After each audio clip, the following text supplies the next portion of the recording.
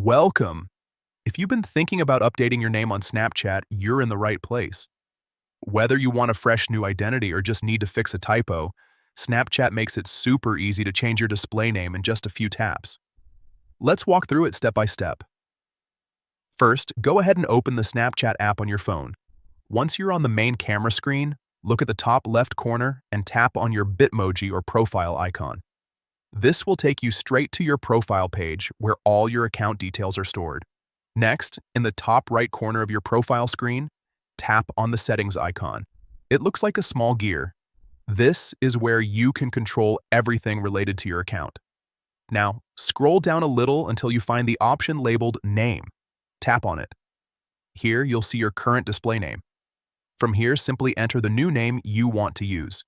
You can change both your first and last name, depending on how you want it to appear to your friends on Snapchat.